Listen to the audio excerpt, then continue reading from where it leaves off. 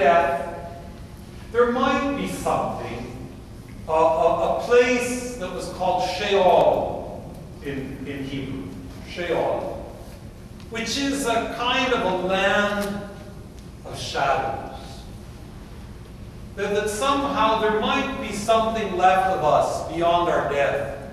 But it is a land of shadows, a land practically of no life, no relationship, no worship of God, no relationship. One of the Psalms says, how can the dead praise you? Because in the land of Sheol, there can be no praise of God.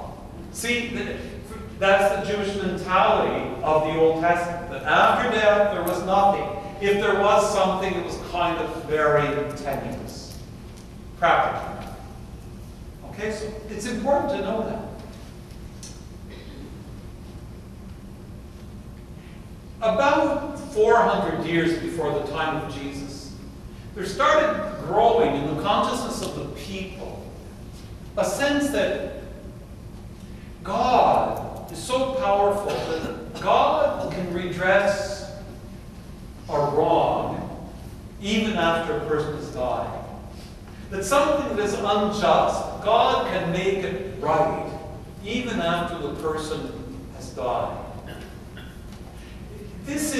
It's not clear how, but it starts being expressed in something like the book of Job.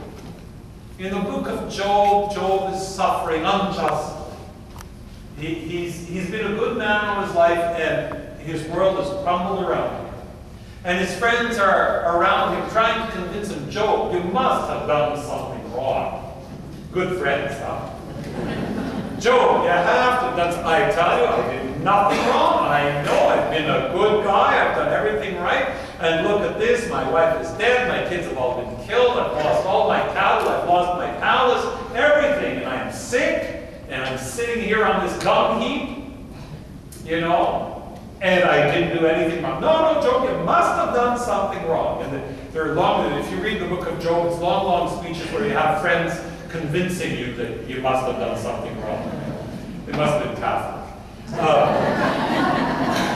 And so Job at one point is so convinced that there's a fundamental injustice in his life, and he's so convinced that God somehow can work out justice beyond his own death, that he says, I know that my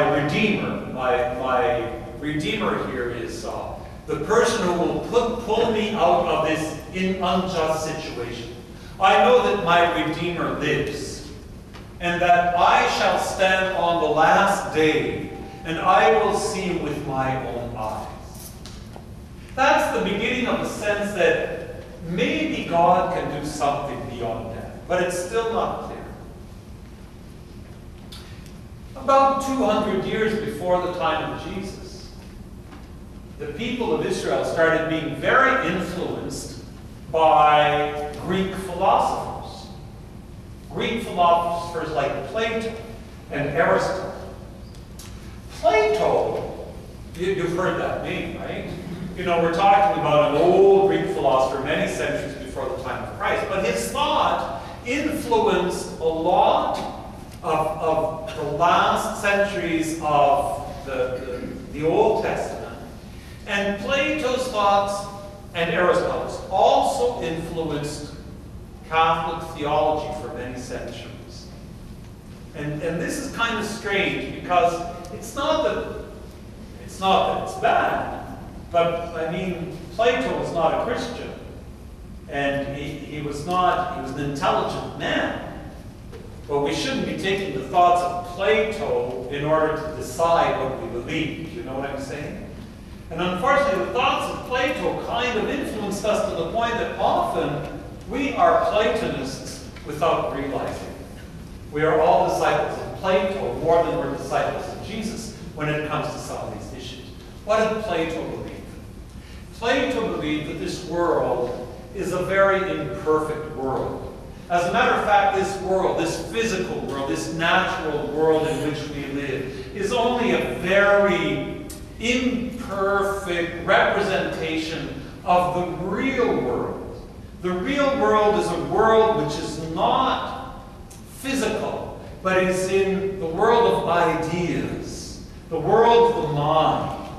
So Plato felt that our bodies are part of this physical world, but within us, within these bodies, there's a spark of the real world, the world of ideas, the world of, I guess you could say, the spirit. That's not the word he uses, but that's the real world. And that world is that spark within us. He called it what we translate as the soul. The soul. There's a spark of the real world within us, but it's trapped in these ugly, horrible bodies that kind of suffer and that are imperfect and don't understand and can't work well all the time. And we need to get freed from these physical bodies, get freed from them so that that soul can kind of ascend. Well, I say ascend, is it up, is it down? But return to the world of ideas where there is true perfection, there is true beauty, there is true truth. That was Plato's thought. And that thinking slipped into the last book that was written in the Old Testament, the Book of Wisdom, which was written probably about 150 years before the time of Jesus. It's a book that the Jews do not recognize as part of Scripture, and neither do the Protestants. So it's what we call a deuterocanonical book. It's a book, if you buy, a Protestant Bible, you won't find that book.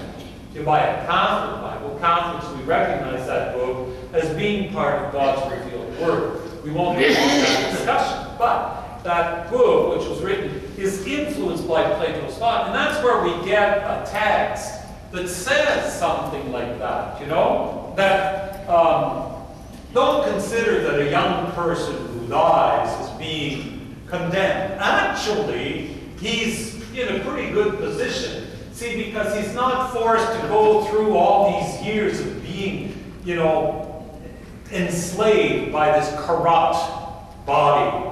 And he's been freed to be with God. This was very non-Jewish, huh?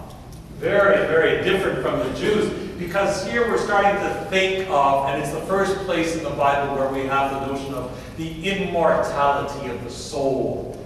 That the soul does not die. The body dies, but the soul is immortal. And that thinking has influenced many, many, many of us. Many of us think of death as the moment where the soul is kind of separated from the body, and the soul goes back to God while the body goes into the earth and decays, or sent to the incinerator and reduced to ashes. It's a quicker process than the 100 years it takes in the ground. The end result is the same. And then we say, well, what's the point of the resurrection of the body? If the soul is what's important, and the soul is of God, who needs a body, right? It's kind of seen as superfluous. But that's Plato's thinking. See? It's Plato's influence in our thinking. It's good to know these things, to know that there are different currents of thought even within the Bible. But now we come to Jesus. Jesus is part of a movement within Israel. He thinks like the Pharisees. See, the Pharisees believed that God would effect a general resurrection at the end of time. That God would give life back to everybody at the end of time. That somehow, at the end of time, God would renew the earth, and all those who had been on the earth at one point would be there again. There would be a resurrection of all people. It would be a great day.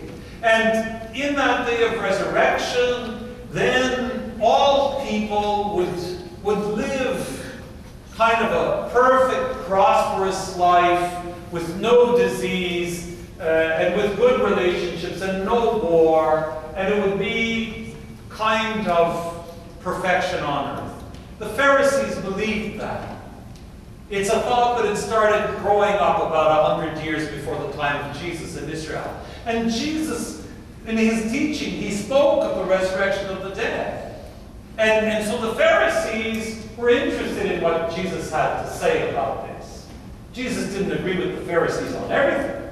But on this point, his teaching was kind of connecting with the Pharisees, not with the Sadducees. The Sadducees didn't believe in that at all. And the Sadducees and the Pharisees were, they were not friends because of this.